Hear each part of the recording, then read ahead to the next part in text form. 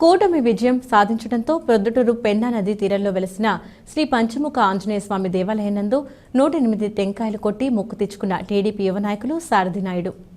ఆంధ్రప్రదేశ్ రాష్ట్ర ముఖ్యమంత్రిగా నారా చంద్రబాబు నాయుడు ప్రమాణ స్వీకారం చేసిన సందర్భంగా అలాగే అనకాపల్లి బీజేపీ ఎంపీ అభ్యర్థిగా సీఎం రమేష్ నాయుడు అఖండమైన మెజార్టీతో గెలవడంతో సంతోషాన్ని వ్యక్తం చేసిన నాయకులు రాష్ట్రం సుభిక్షంగా ఉండి వర్షాలు కురవాలని, రాష్ట్ర ప్రజలు సంతోషంగా ఉండాలని కోరుకుంటున్నట్లు వారు తెలిపారు. కార్యక్రమంలో పాల్గొన్న తెలుగుదేశం పార్టీ యువ నాయకులు సారథి నాయుడు, చరణ్ నాయుడు, జయనాయుడు, మధుసూదన్ నాయుడు, పలువురు కార్యకర్తలు పాల్గొన్నారు.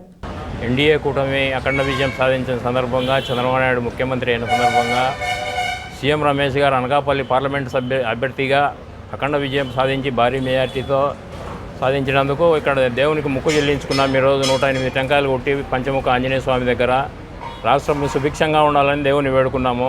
మంచికి వర్షాలు పడాలా, రాష్ట్రం గాడిన పడాలా, సుభిక్షంగా ఉండాలని దేవుని ప్రార్థించాం. 108 టెంకాయలు కొట్టాము. ఇక్కడ స్వామివారి ఆశీస్సులు ఉండాలా రాష్ట్రానికి, చంద్రబాబు నాయుడు గారికి, రమేష్ గారికి. పథకాలు అమలు చేశాడు.